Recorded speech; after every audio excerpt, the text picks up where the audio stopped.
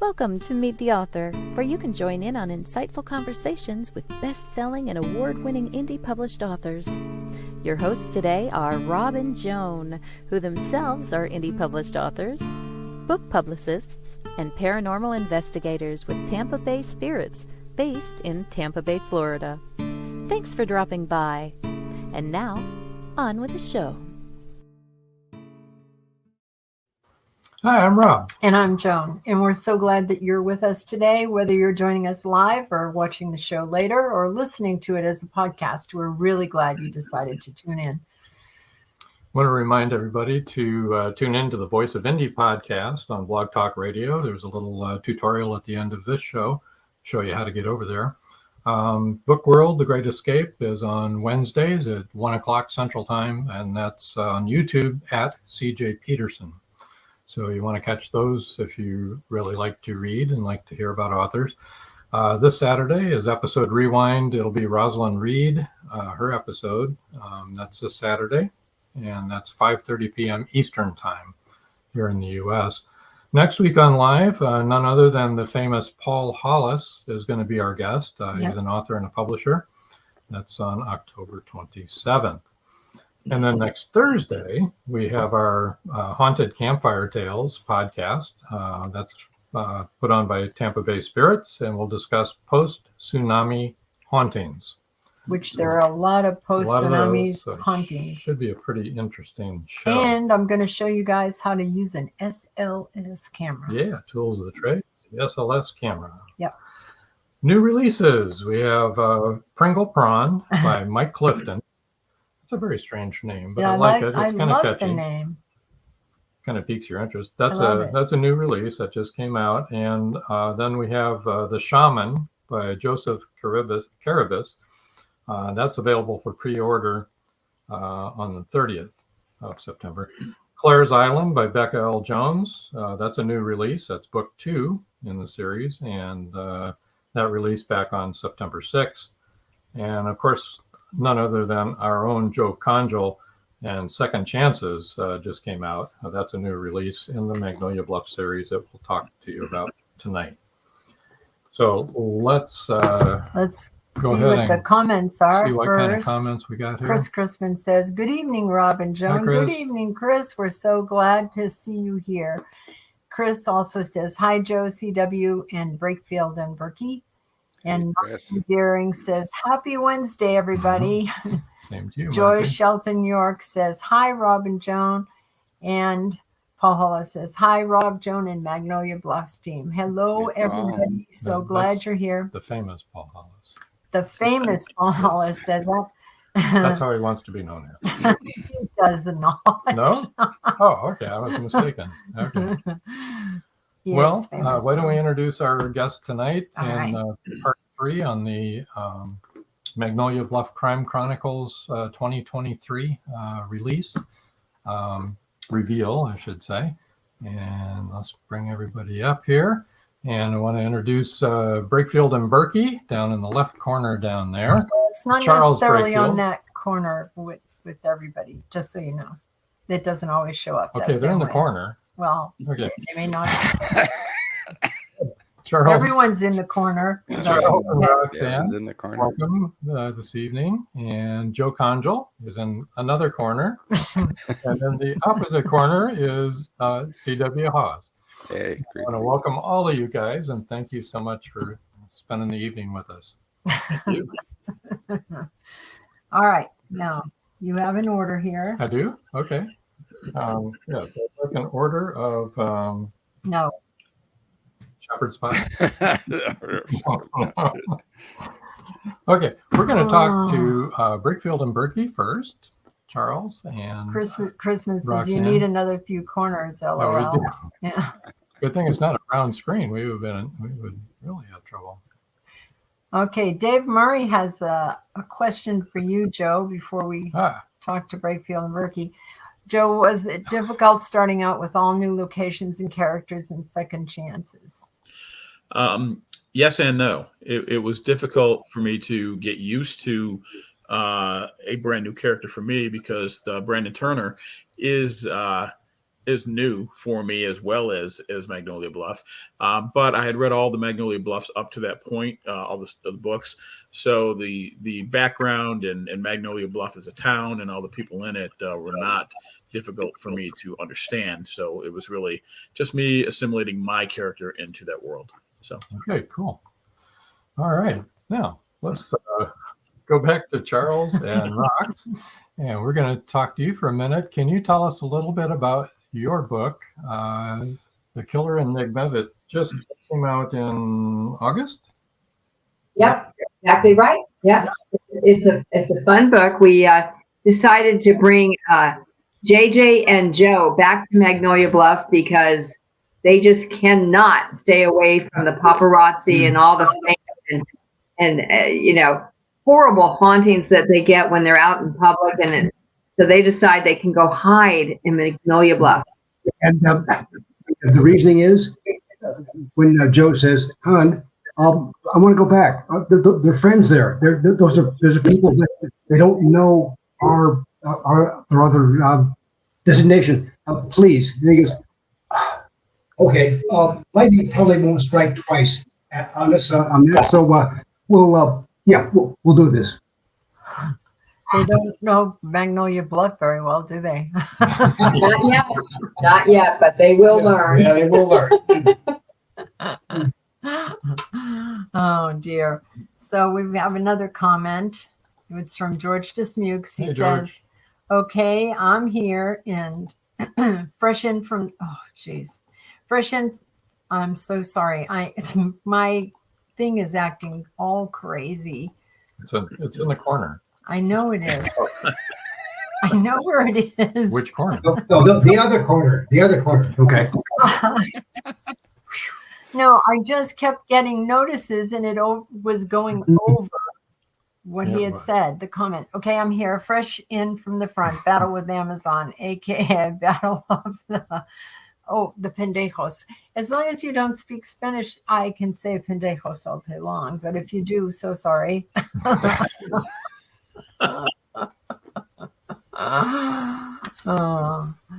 If you don't know, I lived in Guadalajara for 3 years. Oh. When you learn I didn't know that. When you move to another country and you learn a new language, you know what they like to teach you right off the bat? Every Curse words. Yeah. Well, those are the words that are important. Exactly. I would want to know the word bathroom. That's what I'd want to know. Baño. Well, that one's important too. Yes. Yeah, and when I lived in Germany, they said, "Okay, here's your inventory of stuff." I still have trouble trying to speak German without swearing, so it's not a good thing for me. It is. They do. They love to teach you that stuff, don't they? It's like, oh, you need to know. Absolutely, yeah. It's really funny. So how did you like writing this one? And by the way, I love your characters so much. I really do. I like them both. Oh, thank you, Joan, very much. It's interesting. We felt we were very fortunate to even be invited to do season 2, because, the rest of the authors here are really cozy mystery and mystery first, and that's not our first genre. So this has been a real honor to be part of this. And so we thought about this probably, 2 days after we launched the first book, trying to figure out what we could come up with in the second book, just to try and get ahead of the game. Yeah, well, we've already mapped out book number 3 for next year. So full disclosure here, I'd like we're hoping that they'll let us stay. I think you're. I don't think there's a problem with that. Thank you, CW. That's great coming from you. But no, it was really fun to write this particular one, because in this book, JJ and Joe decide that, Magnolia Bluff could be a second home for them, or at least that's their intention at one point in the story. And it's like, wow, this could be a nice getaway. No one will know us. We'll be safe. We'll be hidden. Paparazzi won't find us. And, death just doesn't always strike every day there. Yeah. And 1 out of 3 isn't bad, okay? So, I'll leave that comment as oblique as it's supposed to be. Okay. They really ran into some bad characters in the first book. I mean, you know, the lowest of the low of the earth, and dreadful characters, and one of them got away. You know, so it's not a good thing. But that's not the bad character in this book is actually, you know, it's so phenomenal how people think they can hide a secret. And in small town Texas, hiding a secret is almost impossible. I'd say practically impossible, but not completely impossible, because that's what makes the thriller series mystery the way it is. So if you've never been to a small town, and especially in Texas, you know, the top running things that we do in Texas is we gossip like crazy. We argue about religion and politics to ad nauseam. And if we decide to kill somebody, we bury that body as deep as possible. Sometimes it's not deep enough. True that. Okay. Yeah. That's why the Killer Enigma is all about you didn't bury secret. Yeah, you didn't bury deep enough. We have a few comments here, like this one especially. I know how to say how much for the both of you in 16 languages. Wow. To which Chris... Nice, Paul. Really nice. Yeah. Well, to which Chris Crispin responded, important for single traveling guys. LOL. We're going to have to change the rating on the show. Yes. I get the sense we're kind of going on a detour from cozy mystery. I don't know why. Yeah, we have a good friend in Argentina that says he helped us where we're down there, and he goes, I said, we only speak English. He goes, it's okay, Charles. I speak Spanglish. We take care of you, okay? Got it. Spanglish will get you. Spanglish will. The only way to keep a secret, Chris Crispin says, tell no one. That's true. Yeah. But you have to tell someone. Most people do. And Connie Clary says, hello, everyone. I'm sorry I'm late. That's okay. You are forgiven. Thank you for joining us. So you guys, Rox and Charles, you had something you would like to read? Would you like to read about it? Rox loves being able to do this because she gives a high squeaky voice for the mouses, and this is the wrong book, right? She likes reading. Okay. Before you read, Robin Madrich just came in and she said, "Oh my, sounds intriguing." Yes, I'm sorry you missed the beginning of this whole conversation. This is Robin. In case my name doesn't come up, LOL. Yeah, your name is there, Robin. Yes, sir. We see you. Okay, we're gonna have a reading now from The Killer Enigma. Yeah, and so to set this up, you know, in the initial chapter, again, JJ and Joe, since the last book, The Flower Enigma, they've actually gotten married, and they decided that they want to kind of honeymoon somewhere, and a situation kind of presents itself to them to help make their decision on their anniversary plans come to fruition. And so they've arrived at this restaurant where JJ set up a very nice reservation for a romantic Italian restaurant, and things just don't go as planned. So, you know, he comes in and goes, "Evening, Cecilia, you look lovely," JJ commented. "I know your grandma is delighted you're working here. We have reservations, and I hope Mama reserved the back table I requested." Of course she did. Do you need menus tonight? Swaying beside JJ to the music, Joe licked her lips. I always like to look and see if something piques my taste buds. So yes, Cecilia picked up a couple. Right this way, please.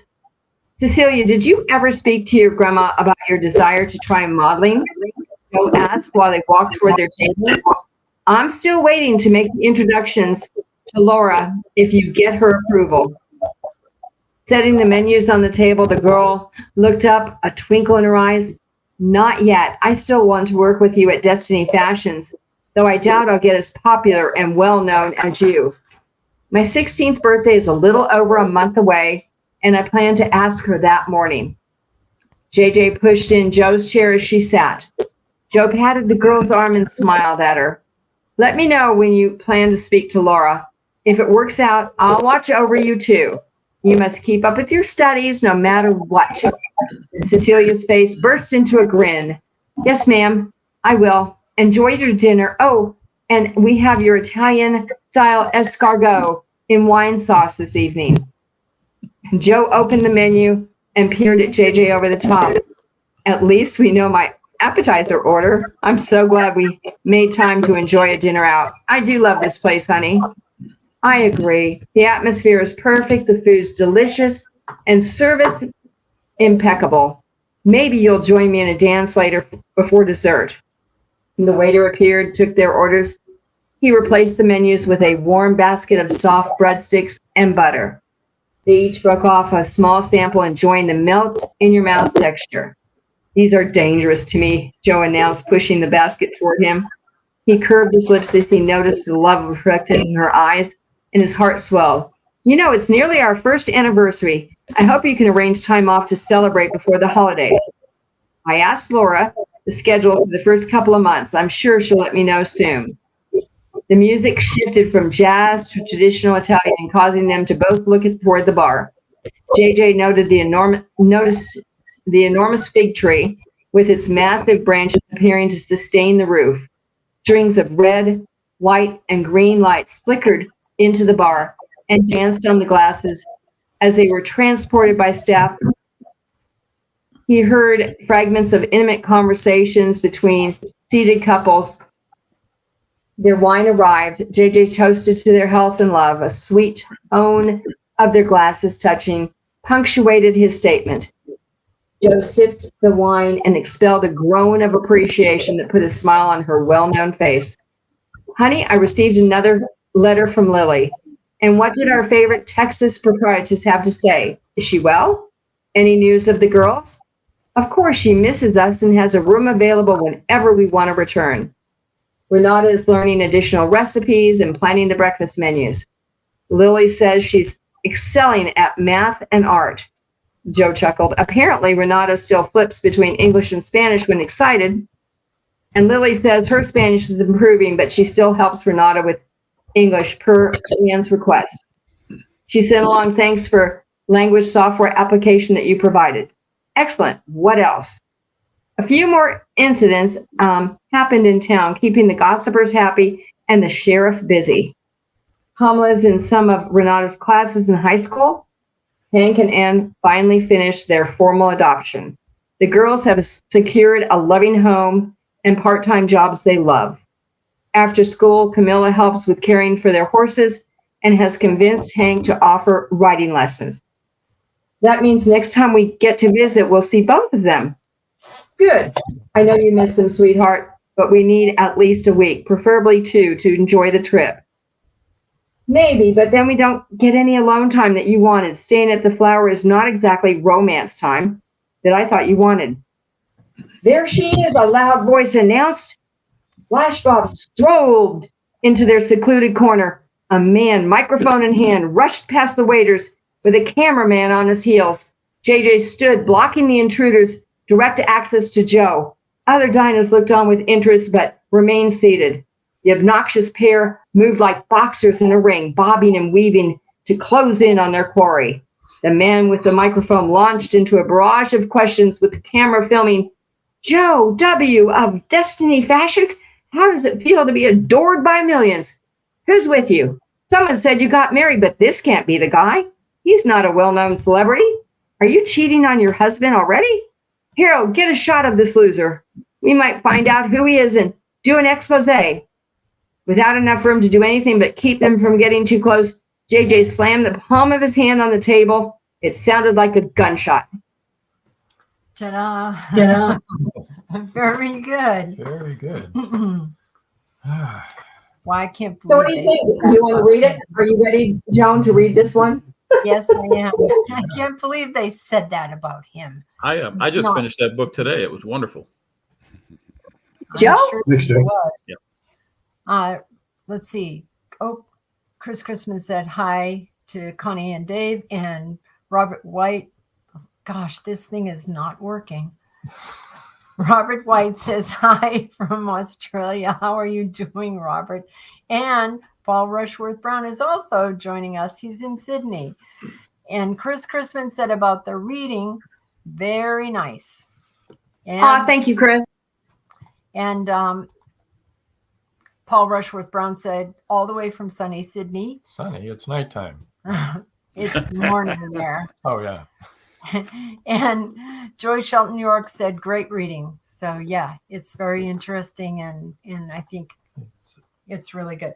So let's tell people where they can reach Brakefield and Berkey. For if you wanted to see what Brakefield and Berkey are doing, go to enigmabookseries.com. And I think links to all your social media, everything, that's all on that website. Right. Is that right?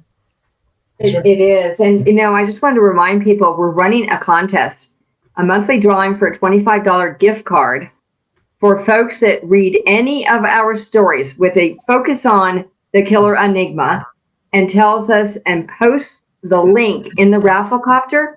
We pull for $25 every single month. Excellent. Okay, that's great. Yeah, go ahead, people. Da, da, da, And we appreciate reviews. We love the reviews. Thank you. Earn while you read. Authors need reviews. Here. Also, you can reach them at this email address, B&B email, authors@Enigma Series. And yeah, let's go ahead and do the book giveaway for them. Here we go. Okay, book giveaway. The first 3 people to email authors@enigmaseries.com will win an ebook copy of Killer Enigma. Is that correct? That is totally correct. Let's do this. Perfect. All Okay, right. so get typing, everybody. Yeah, absolutely. And don't forget, they're also having a giveaway of $25 a month, which that is pretty cool. Let me see. Robin Madras says, nice, sounds like the perfect place until yeah, Magnolia Bluff. Until you turn the page. I know. It's like dun dun dun. Okay. And George Dismuke says, if you ever need more characters, come visit San Leon. We have a bumper crop. We just spent time there with George. All right. Why don't we take our first break, and when we come back, we will talk with Joe. Getting some feedback. There's a here. parrot. Yeah. All right. So everybody, we'll be right back. Stay tuned. We'll be right back. It's 1919, and Eric Laska returns from the war in Europe. 2 new enemies await him in the small coal mining town he calls home. One is a threat to his relationship with Rebecca, the love of his life. The other, a bloodthirsty beast, is stalking the mining town residents. The townspeople suspect Eric of one of the killings. An old man and Rebecca's 11-year-old sister have seen the beast, but only Eric believes their story. To protect the town and clear his name, he's forced to prove the werewolf exists. Available on Amazon. The Horror Within by Marjorie Swift Doring. Paradise, my prison. Charlie Flint awakens from a deep sleep and finds himself alone on a tropical beach surrounded by a palm tree jungle and exotic animals. He cannot remember who he is or anything about his life. First, he must find food and build shelter and protect himself from hidden dangers. As his memory gradually returns, it reveals what a very flawed person he is. A man who made too many mistakes, made too many enemies. The implications of the truth are staggering. How did Charlie get there? And will he save himself? Paradise, My Prison is the riveting new suspense thriller from retired Hollywood scriptwriter George Dismukes. Paradise, My Prison by George Dismukes is available in jacketed hardcover, softcover, and all ebook formats worldwide. Okay, and we're back. We're back. And we lost Charles, but that's okay. He'll catch up, right? Okay, Joe You want to tell us about your book? Sure, I can do that. My book is called Second Chances. It's book 17 in the series, and it is out now. Just actually came out on Monday, and it's a little different for me. I'm used to my Razzman series and a little bit different type of book style than what this is. But Brandon Turner, who's a new character for me, he's a retired NYPD narcotics officer who had an issue while he was on the force, decided to retire, take an early retirement, and just move away from it all. So he ends up in Magnolia Bluff somehow, essentially to start over and have a new life. So he gets down there, and within, I don't know, not even a day, really things start to change for him when it comes to how this retirement thing is going to go. What he imagined it would be versus what it's turning out to be. So of course he finds a body, him and a young lady that that's showing him some properties where he can hopefully find a home and live. And the shenanigans ensue from there. He meets up with the resident detective in Magnolia Bluff, and those two kind of rub each other the wrong way throughout the book. And I think it's just a fun story. It's a little different. It's a mystery on one level, but it's a different type. It's more of a kind of a why done it than necessarily a who done it. The audience or the reader knows early on really kind of who the culprits are, who the bad guys are, but it does take Brandon a little bit more time to really figure that out. So, well, I noticed a dog on the cover. Yes. And what is the dog's role? The dog's name is Max, and Max is Brandon Turner's family. It's his best friend. It's really who he shares his innermost secrets with, I guess you could say. He's never been married. Brandon, I'm talking about, has never been married. And, both his parents have passed away. So really, and he has no siblings. So really all he's got is him and his dog. So his dog does kind of play a prominent role throughout the book. And I think it's interesting how I got the dog worked in there. So. Good. I'm looking forward to that. And I assume the dog's never been married either. The dog has not been married and has no siblings, no kids. Yeah. So they were really exactly. Good buddies. Yeah. The dog's only 2 years old. Give him some time, Yeah. And so, son of a gun. All right. I feel so bad for Catherine McKean. She says Magnolia Bluff is just like my town. That I can attest to that. That's my sister, actually. How do you pronounce her last name correctly? McKean. Okay, McKean. Yeah, and she lives in Poland, New York, and it is a very small little town up near the Adirondacks, between Utica and the Adirondacks. And she's right. There's a lot of the same kind of stuff, other than the murders. I mean, the murders aren't. I was just going to say, unless you want to count the deer that get run down because they're all over the road all the time. But right, yeah. So, Joe, you're new to Magnolia Bluff yourself. Yes, and tell us what kind of challenges you found in integrating into a system that's already in place. Well, the biggest thing for me was trying to figure out what I really wanted to write. It would have been very easy to take Tony Razzolito and kind of have him visit Magnolia Bluff and really do a similar story to what I was doing. But I wanted to challenge myself because I haven't written a lot of books, in my short time as an author. And most of them have been, the Tony Razzolito series. So I wanted to try something different and, but not stray too far away. So I still went with, in this case, a police detective. But a retired police detective, because I had to give him a reason why he ends up in Magnolia Bluff. So I kind of mixed a little bit of what I knew with someone that would come from my home state, New York, and put him into, the Texas Hill Country, which I knew nothing about other than what I've read in the Magnolia Bluff books. So, because quite honestly, I'd never heard of the Texas Hill Country until the Magnolia Bluff books. My time in Texas has been my daughter, when she graduated from the Air Force Academy, I was down at Lackland Air Force Base, and that's my time in Texas. So didn't have a lot of background there other than reading the books. But the books was really all I needed because there's such a rich group of characters and history within, what has already been written, that it wasn't really that hard to really get a feel for it. It took me a little bit of time to get it right. What was really nice for me, though, is that I did have the opportunity during the time I was writing this book to really spend some time with some of the other members of the underground authors, CW being one of them. And they kind of helped me shape, my character into Magnolia Bluff. So that worked out really well for me. So. That's awesome. Yeah. Christine Mabbitt, I think Mabbitt. Yeah, this is my sister-in-law. So. We got that from the CONGEL. The CONGEL kind of gave that Yeah, away. it did. Yeah. Or else it would have been a very wild coincidence. Yeah. Joe, your books are wonderful. I love reading them. She does. She is such a fan. It's crazy. So nice. Her mom is a really big fan. Maybe a bigger fan than she is, though. So was it helpful to have a town all set up?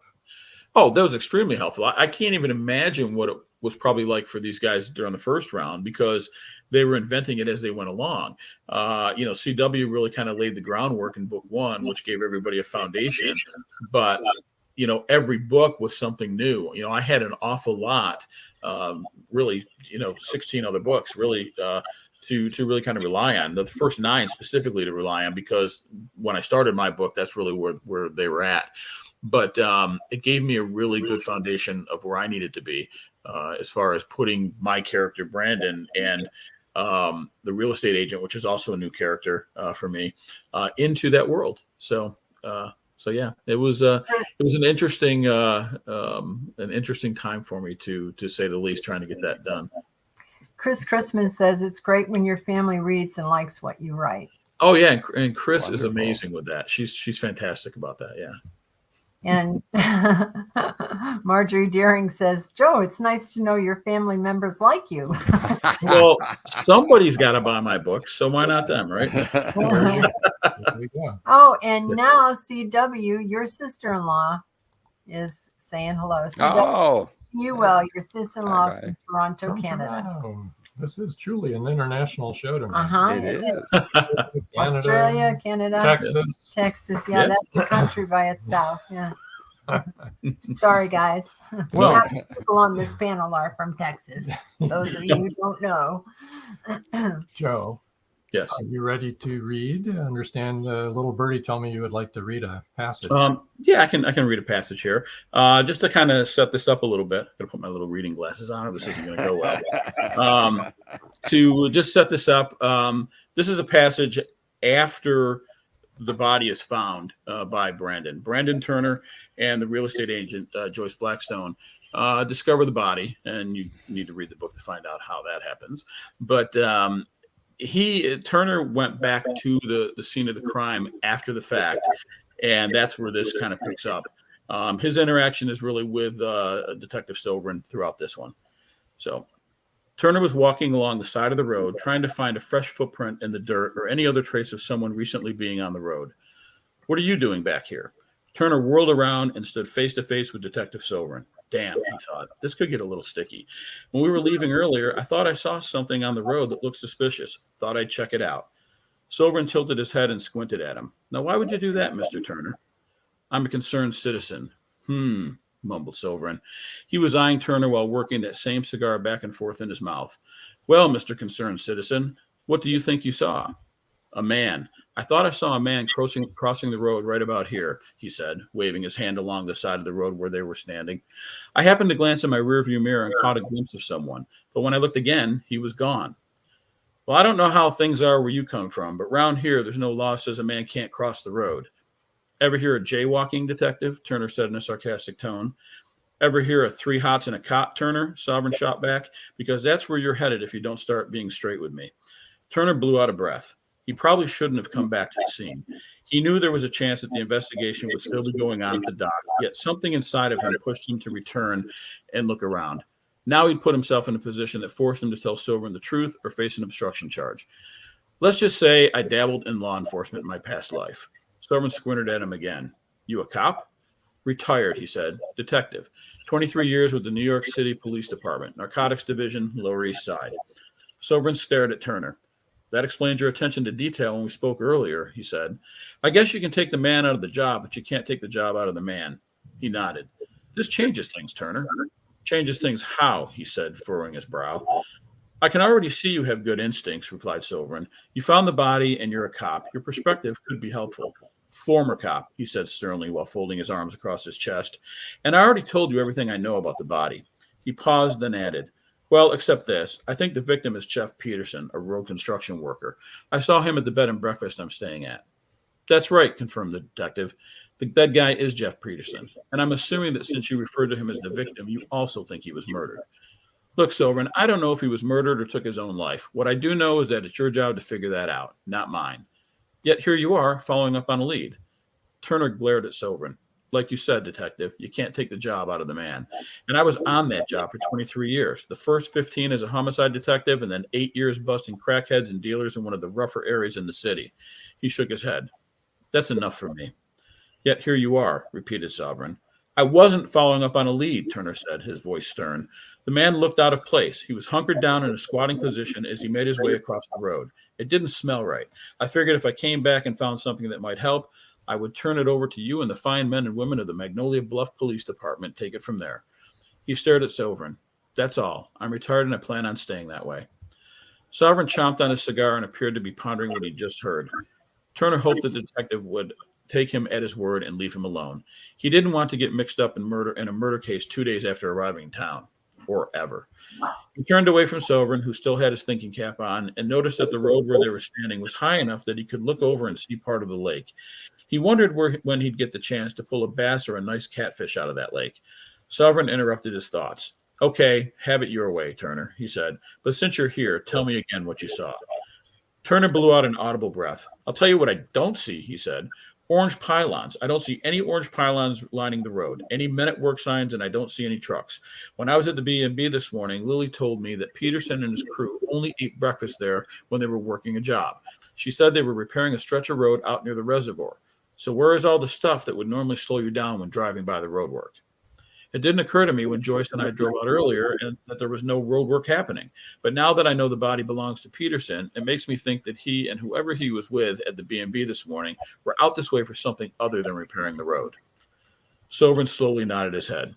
Good information, Turner, he said.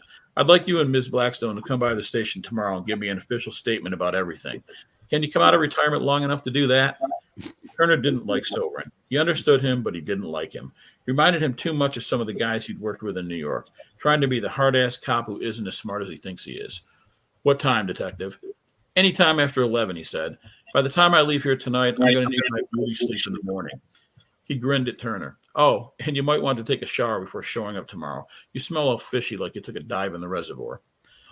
Turner walked back toward his truck, shaking his head. When he was about 20 yards down the road, he turned around, threw both his hands and flipped off Silverin. The detective, seeing double birds flying his way, yelled out, "What the hell are you doing, Turner?" "Just waving good night," he said sarcastically. "See you in the morning, detective." That was great. Bravo. There you go. Just waving goodbye. Yeah. I salute you. Yeah, exactly. Well, and these two guys kind of are at odds throughout the whole book for the most part. And it was one of the more enjoyable parts for me because, I was taking a character that really belonged to CW and integrating him into my book. And what I really liked about it was that CW gave it his blessing because I wasn't sure how he was going to take my version of Detective Children. Well, we had talked about that before, and as far as I'm concerned, it was pretty doggone spot on. I could have written it, so awesome. That's a really great compliment. That's quite a compliment. Yeah. So Chris Chrisman says, "You guys are." Whoops. I'm having trouble tonight, folks. Chris Chrisman said, "You guys are a worldwide presence." Don't click. Yes. And Paul Hollis says, "I'm hooked." That's awesome. And Rita, let me see, Turberville says, "The wave seemed appropriate, LOL." Yeah, that's my daughter. So. And then Chris Chrisman said, "Joe, did you ask CW to read what you wrote before publishing?" He actually did read most of that before I published it. So yes. And Joyce Shelton York said, sounds fun. Love the retired detective. Thanks, Joy. Yeah, it sounds authentic. Yeah. They both sound authentic. So let's. And I know because my brother's a retired narc. There we go. Let's tell people how to reach you, Joe, on your website. You can go to joecongelfictionstories.blogspot.com. That's if you can understand what the heck I'm saying. Yep. And it's joecongelfictionstories blogspot.com. Okay. All right, we got that. And we're doing that for the people who are listening to the podcast who Correct. can't see the banner, for those of you who don't know. Right. And his email, if you want to write to him, is jc.razzman@gmail.com. And that's RAZZMAN. And for your book giveaway, it looks like your second chances giveaway is the first 3 people to email jc.razzman@gmail.com will win an ebook copy of Second Chances. Yep. Awesome. Okay, so get to typing, guys. Yeah, so that's 6 You need books to get it out there. all together because Brakefield and Burkey are giving away their Killer Enigma and Joe is giving away Second Chances. And if you didn't catch this live tonight, if you're listening to it on the audio or you're watching it on YouTube or YouTube or on Facebook after the fact, after this is played, still go ahead and enter. And, if they have extra copies, maybe they weren't all given away, or maybe you'll hit them on a good day and they'll say, okay, we'll send you one. And once again, I want to remind you that Brakefield and Burkey are having a giveaway once a month of a $25 gift card. So we're very excited about that. Let's leave I this gotcha. up there. Yep. We'll leave that up there for a little bit. And I think we need to take our next break. I do too. All right. All right. All right. So hang on just a second, everybody. Stay tuned, and we will be right back. The clock is ticking. Can Gracie uncover the truth? Philip Pliant is the wealthy opportunist plastics dealer and CEO of Pliant Industries. He's also a master thief, creating a pervasive threat to the manufacturing infrastructure in the Caribbean islands markets. With the cartel as his stealth client, the naive city leaders have been seduced, enabling the production of more than 3-dimensional building materials. The expected profits are monstrous. Is the art group, now led by Gracie and the family heirs, strong enough to win against this predator? Can JJ's cats act on the root cause analysis in time? Will Gracie be able to squash Pliant and the cartels? Gracie never considered their lives would hang in the balance. The clock is ticking. 5, 4, 3.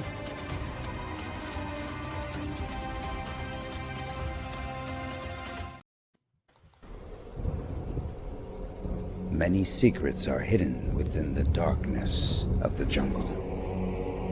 Behold, this one about a man, a woman, a black jaguar, and an ancient Maya legend. Two Faces of the Jaguar is a novel by George Dismukes that will take you deep into the jungle and capture your imagination until the last word. Two Faces of the Jaguar is book 1 of a trilogy. Two Faces of the Jaguar, where only the adventurous dare to read. Two Faces of the Jaguar, The Lost City, and The Jaguar's Quest are available on Amazon.com, Barnes & Noble, and many other bookseller websites. Two Faces of the Jaguar, the book people are talking about. Get your copy today.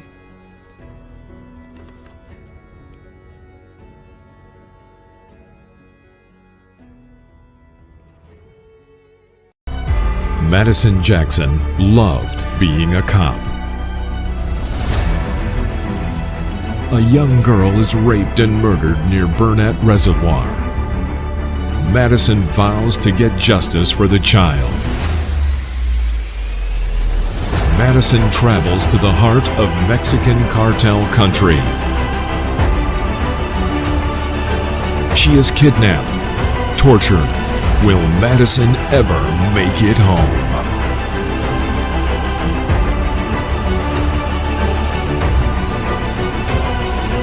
Justice by Kelly Marshall, only at Amazon.com. And welcome back to everybody who's joined the show recently. Just want to remind you that we're watching authors from the Magnolia Bluff Crime Chronicles.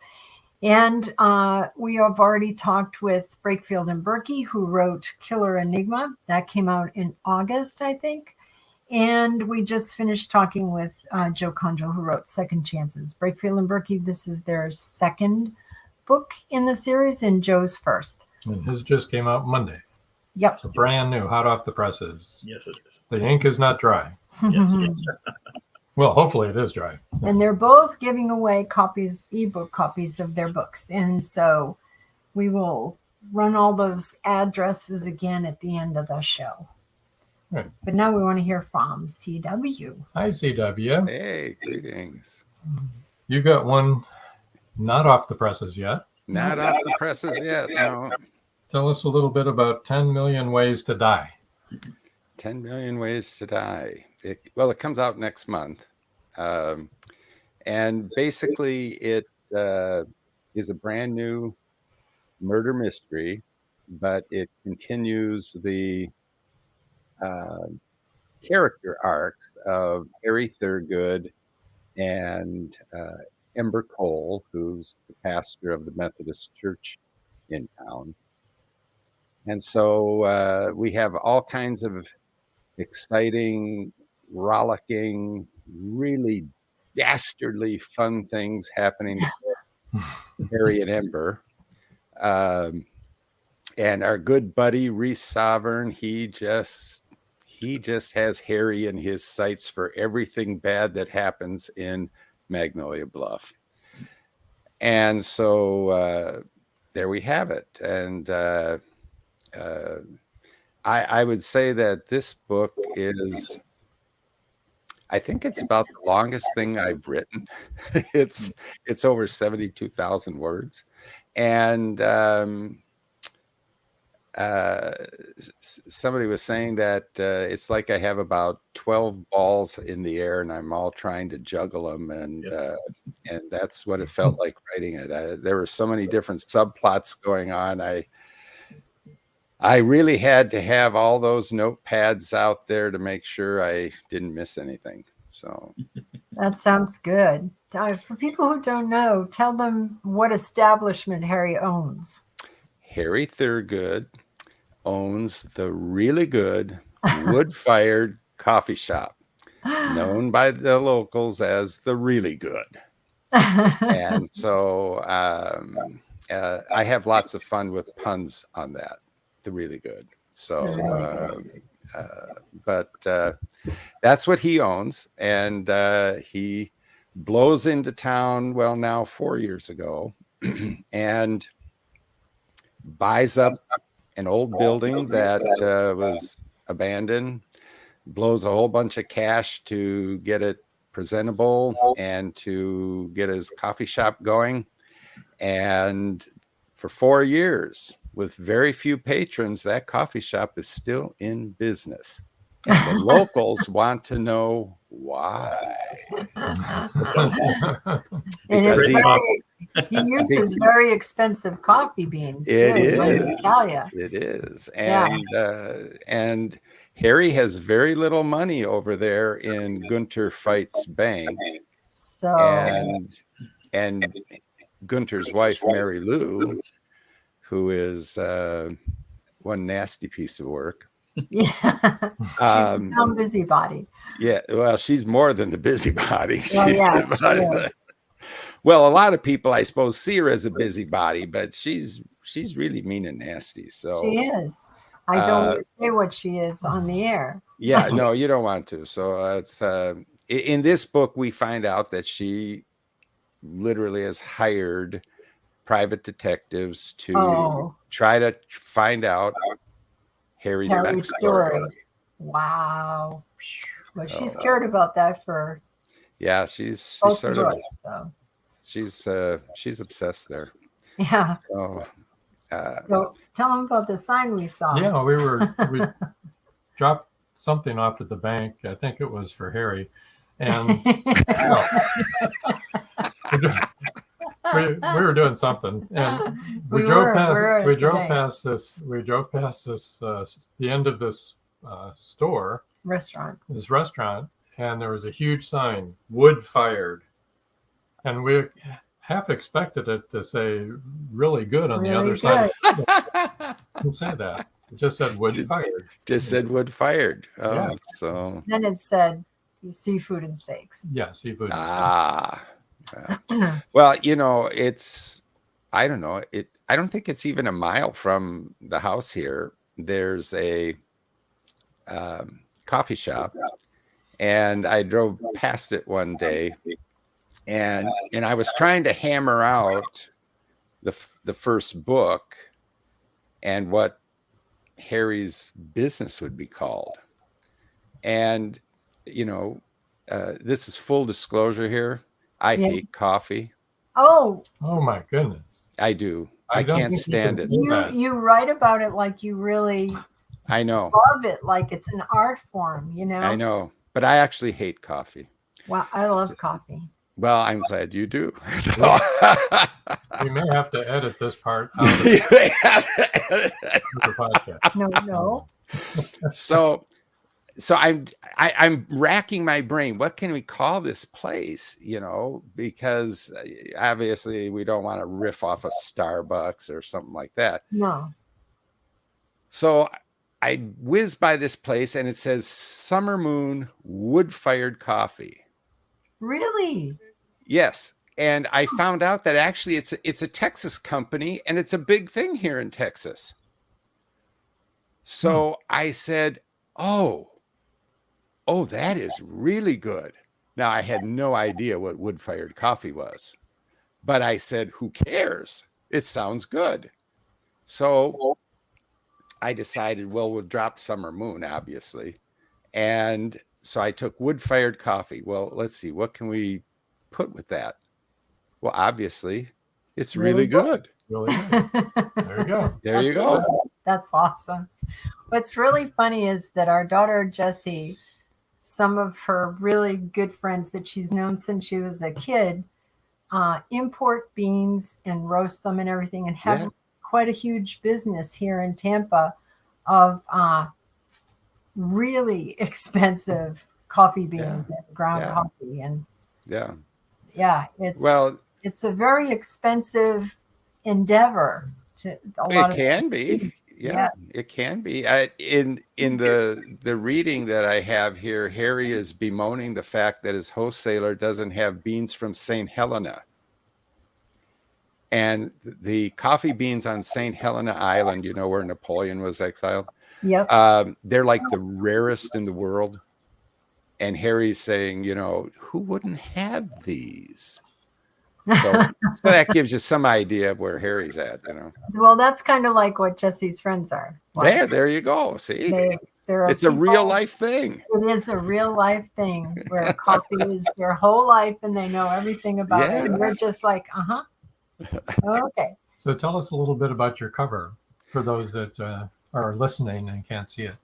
Well, the cover was designed by Crispian Thoroughborn at Wildwood Books, and it has the standard "Welcome to Magnolia Bluff," logo sign at the top, and then it has the Underground Authors Present, and in the background of that, there's a Bible with a cross on it, which gives you a hint as to some of the themes going on in the book.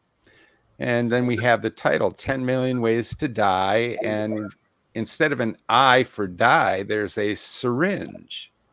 And that plays a little part in the nefarious proceedings that take place in the novel.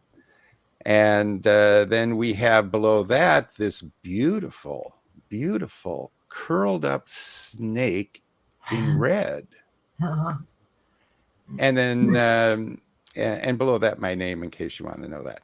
So what the irony of the whole thing is, I gravitated to that cover out of, well, Crispian sent about like 10 different samples, but I gravitated to that one immediately. And after I said, yeah, that's the one I want, we adjusted the size of the syringe. He said, you know, it's kind of ironic. I used the same color palette as I did for your first book for that one. Wow. I said, well, that is. So, hey, you like what you like, right? You like what you like. You use what works. Exactly. So you mentioned reading. Would you like to? I did, and I do. Okay. All right. So a little background here, so you know what's going on. We're at the Really Good, and Harry has some of his friends there, drinking coffee, chewing the fat, and so the important thing to know here is that Harry and Ember are really sweet on each other. We kind of picked that up in the first book, but because Ember has a past that she's really, really ashamed of, she didn't want to get into any kind of a relationship with Harry. And Harry has a secret life that he isn't going to tell anybody about. And so, you know, this was like, how is this even going to work? Well, in book one, it doesn't really work. But Ember has a chat with the visiting Father Frank in Jim Callan's book. And that kind of helps her to thaw a little bit. So by the time we come to the present here in 10 Million Ways to Die, Ember and Harry are kind of dating. But because she's the pastor and she's under fire from Mary Lou, who wants her fired, you know, they keep their relationship kind of low key. So, but it's important to understand that they are a thing, and everybody knows they're a thing because, of course, it's a small town. How can they not? You know. So you need to know that, though, for the ending, because there's a really cool pun there. So, all right, so here we go. Harry read down the list of green coffee beans available from the wholesaler and groaned. Not for the first time, he told himself. He needed to find a different coffee bean vendor. What coffee seller would not have St. Helena coffee available? The hum of the conversation and the floral citrus scent of the brewing Ethiopian Yirgachifi drifted to and fro like waves gently washing a white sand beach. He looked up and saw Caroline McCluskey, the town librarian, and her friend Magnolia Nadine stand and pick up their umbrellas. Leaving already, he said. There's still plenty of coffee. Before either Caroline or Magnolia Nadine could answer, an enormous mountain of a man squeezed through the door and entered the Really Good. He was wearing a black raincoat that looked big enough to do double duty as a revival tent, and on his head was an oilcloth Outback-style hat. The drops of drizzle glistened in the lights of the shop like tiny diamonds. With his arms spread wide, his deep baritone voice thundered, "May the Lord bless you one and all." The stranger had everyone's attention. Reverend Billy Bob Baskin, caught the eye of Reverend Ember Cole and raised an eyebrow. Jack Bonhoeffer looked up from the book he was reading at his seat by the cash register. The man seated by the window stopped scrolling on his phone. And Graham Houston, owner and editor of the Magnolia Bluff Chronicle, the town's only newspaper, pulled out his notebook and pencil and started writing. Fergus, the town drunk, applauded. Caroline and Magnolia Nadine resumed their seats. The enormous man continued, I am Brother John, a wanderer, a pilgrim, a stranger in a strange land. I have been guided to this fair city so that I may raise the lamp of the Lord to look into the hearts of men and women. Houston's eyes opened wide and he muttered, shoot! Bunyan, Heinlein, and Diogenes. Which of you gentle people is the proprietor of this esteemed establishment? The man slowly moved his head to take in everyone present. Harry stood and circled around his table, saying as he walked up to the man, I'm Harry Thurgood. I own this esteemed establishment. Brother John, at your service, good sir. He gave Harry a deep nod of his head.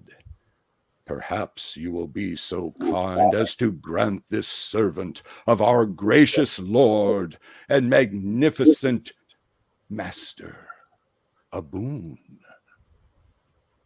From the corner of his eye, Harry noticed Ember was struggling to keep a straight face, which made the task even more difficult for him to do likewise. Well, Brother John, I suppose it depends on the boon. A humble request, good sir. I would like to put a placard in your window to inform the good folk of your town that the Lord has seen fit to bring to them and to you, good sir, Brother John's traveling salvation and holiness extravaganza, and the divine voices of the Reston family singers. Harry looked over at the table where his friends were staring at the Man Mountain, then turned his attention back to Brother John. Well, sir, that is quite a boon. Surely you cannot see it as a huge request. It is but one placard placed in your window. It's not a huge request, and it's certainly reasonable. But you see, Harry pointed to the table where his friends were seated. There is the Reverend Billy Bob Baskin, pastor of the Presbyterian Church here in Magnolia Bluff. And the woman seated across from him is the Reverend Ember Cole, who is the pastor of the Methodist Church. Brother John gave each of them a slight nod of his massive head. Harry continued. I keep the religious peace, so to speak, by not taking sides. My shop is free from religious favoritism.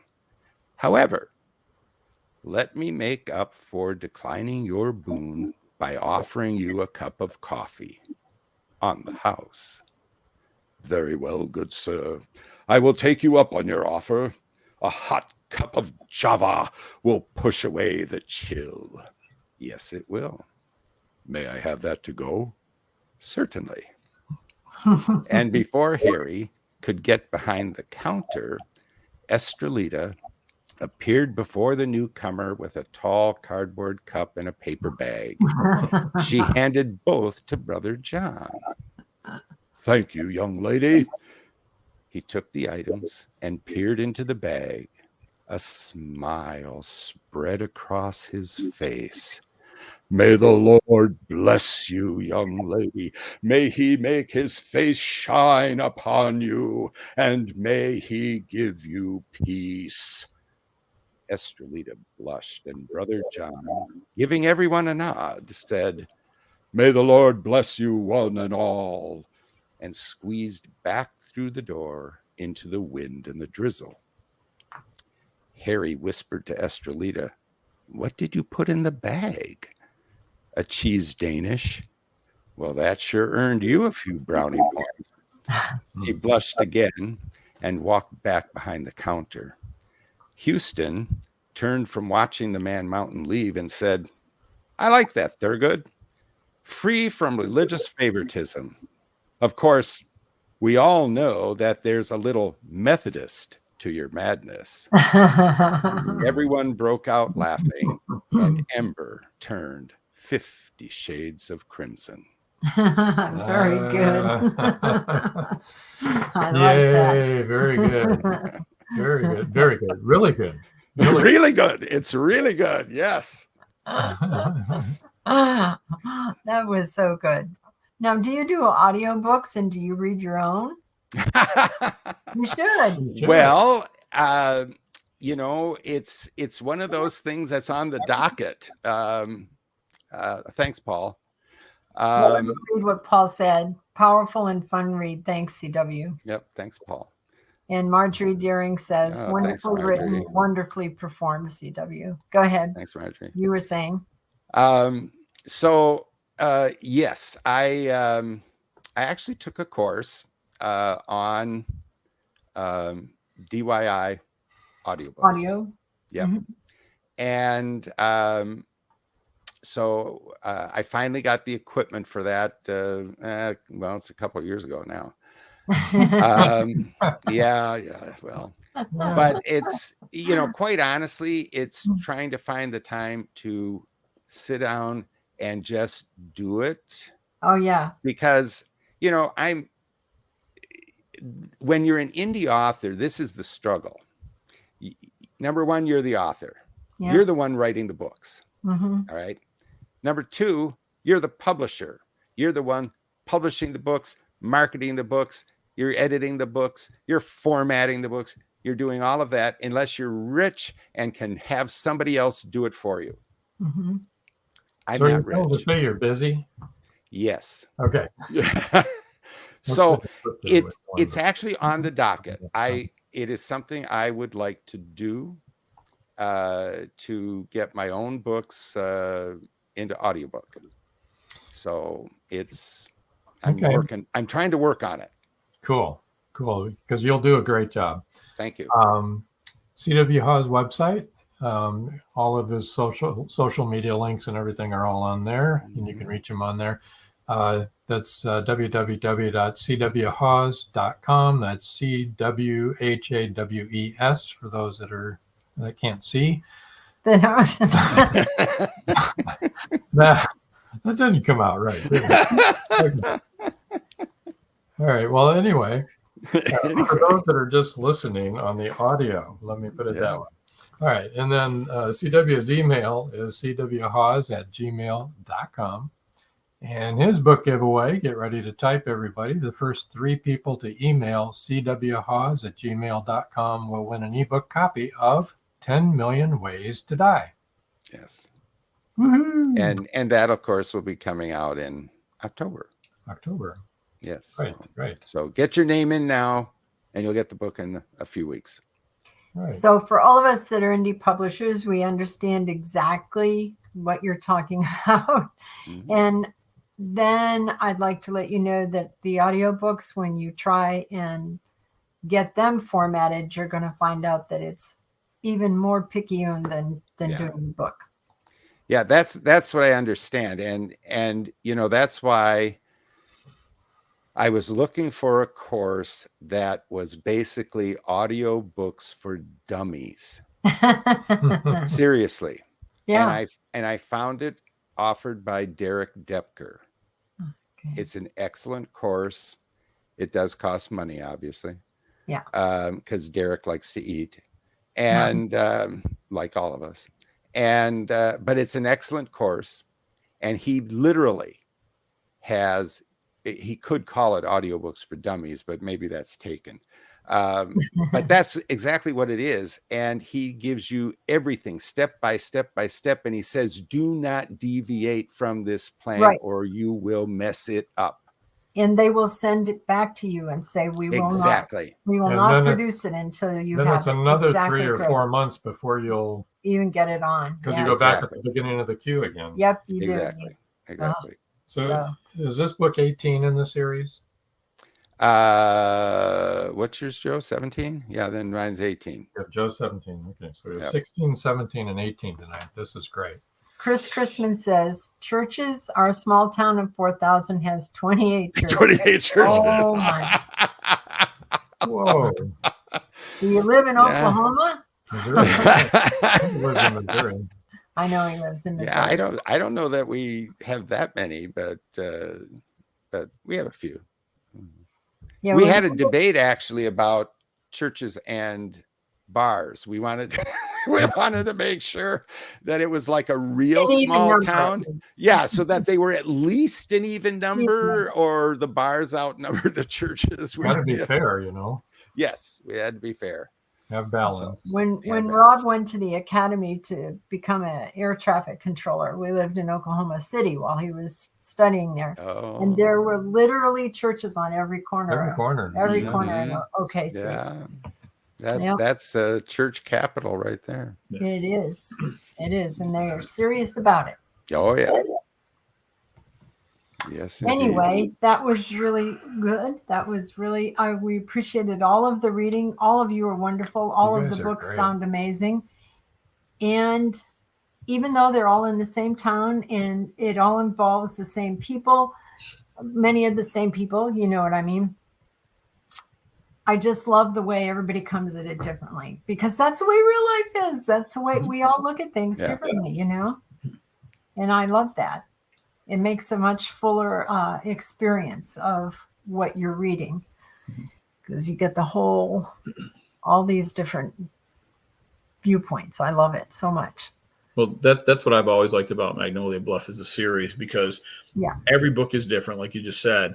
So there's something for everyone. I mean, it's from cozy to psychological thrillers and everything in between, you know. So there's a lot of stuff to choose from, and they're all standalone. You can read them in a series and have a wonderful understanding of the town and the people in the town, which makes it really enjoyable. But you can just pick and choose the ones that maybe you prefer and read those as well and enjoy them in the same way, because you can get the same type of satisfaction out of reading one book as you can, you know. You don't have to read the series. We want you to read the series, but it's nice because if you pick up on book 16 or 17 or 18, you're still going to get an enjoyable experience. So that's what's nice. Definitely. You might not get all the little innuendos, but I think what's really neat is it reflects a small town.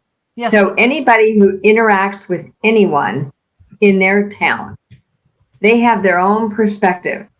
And so every one of our characters reacts to other characters from their point of view, which makes it really, really realistic, I guess would be the right term. You know what's funny about the small town motif is that we live in Dallas, Rox and I do, and there's people who live on the north side of Dallas that never been to south side. There are people who live on the south side who never go to the east or west or north because it's too far. And so you have this small town motif even in the big towns.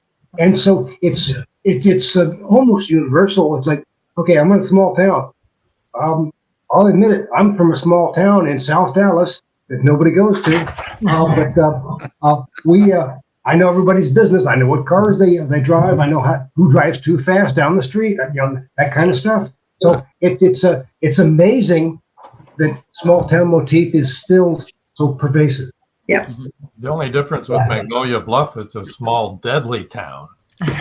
Well, there is that. Yeah, you know, it's funny when you take the small roads across Texas, the back roads, not the big freeways and all that stuff, but you go to small roads. Every single town has a town cemetery, and it is the most advertised place in any small town. So trust me, you need to go look at some headstones. It'll be fun. Yeah. Well, we kind of do that all the time.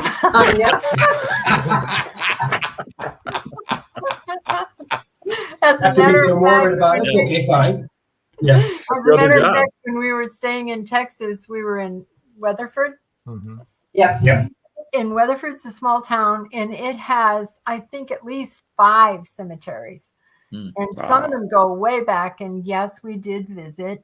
But yeah, the small towns love their cemeteries. Well, they really was a do. grave situation. It was. Very grave. Another dad joke from Rob. Your kids will be proud, Rob. Marjorie Daring says, "When is yours due, Joan and Rob?" And she's talking about our book, not a child. Tell us, Joan. Come on. Wow. Let's hear about it. That would be like the miracle of Sarah.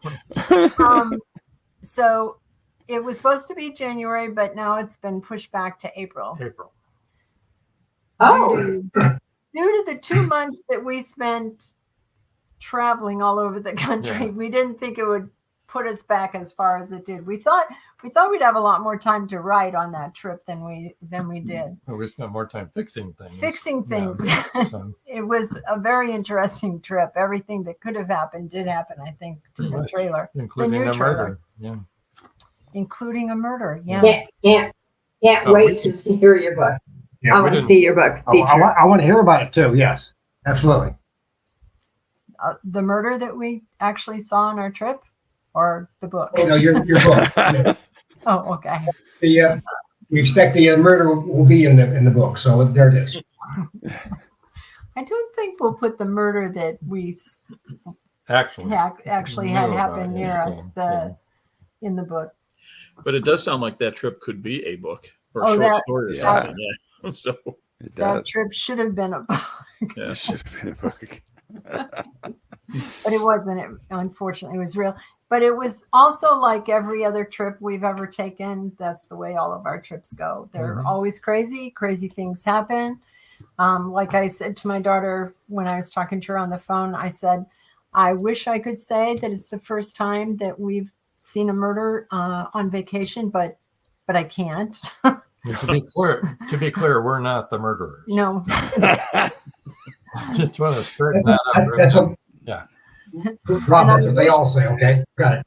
And I wish I could say it was the first time that the tire blew out on our trailer, but I can't. I mean, it's just like so many things, bizarre things happen that we have an interesting life, to say the least. Yeah.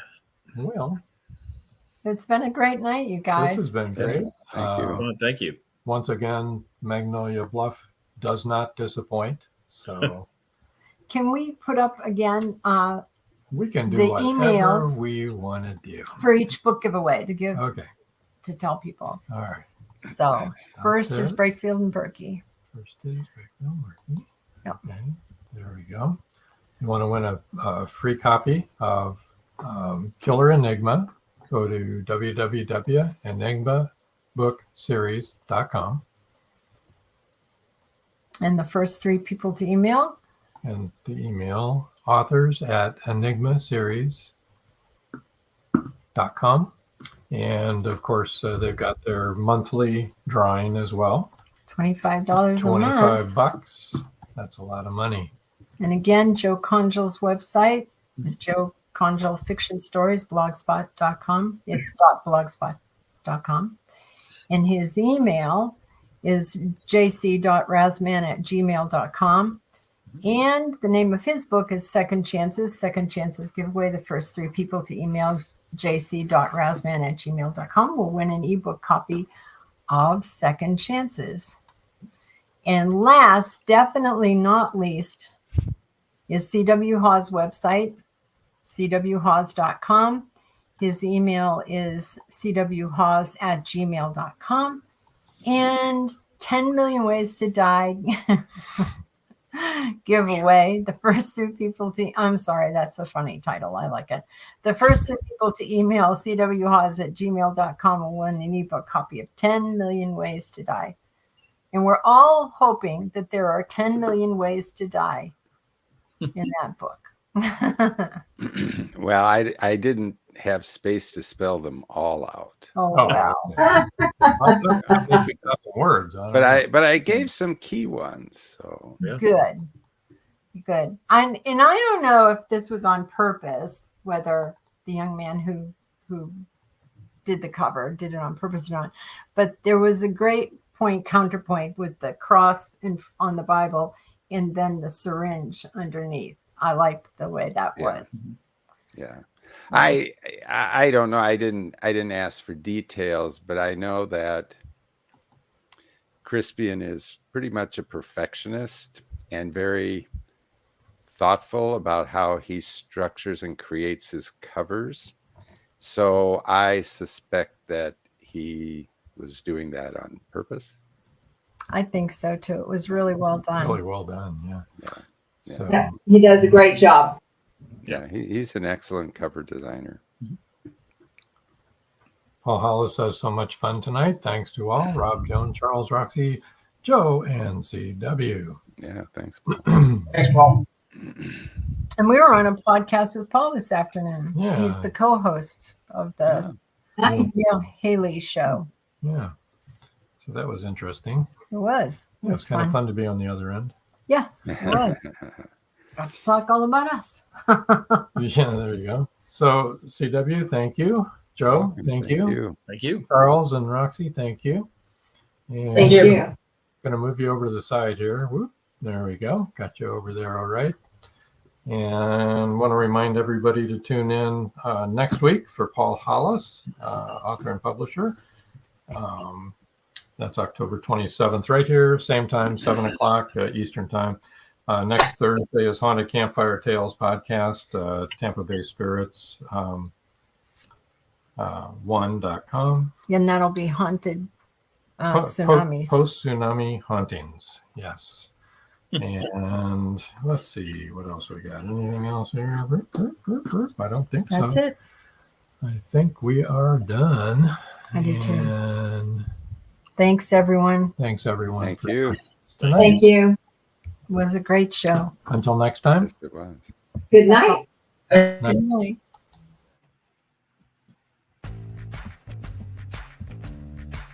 Live every Wednesday, your Voice of Indie hosts Beam Weeks and Stephen Gees welcome authors, musicians, publishing industry pros, artists, and assorted creative guests for an exciting interactive hour. Call in during the show or post questions and comments on Twitter for responses in real time. Meet your favorite indie creators, learn inside tips, network, and promote your work. The link for each week's show is pinned on Twitter atop @VoiceOfIndie. And you can receive the link every Wednesday morning in your inbox by subscribing to our newsletter at freshinkgroup.com. Check out Voice of Indie every Wednesday on Blog Talk Radio and catch hundreds of episodes archived everywhere from our websites to our YouTube channel and Spotify. Thank you for joining us here on Meet the Author. Make sure you stay up to date with our show by clicking like, follow, and share. And you can find us on Spotify, iTunes, and more. See you next time on WLFE-DV.com.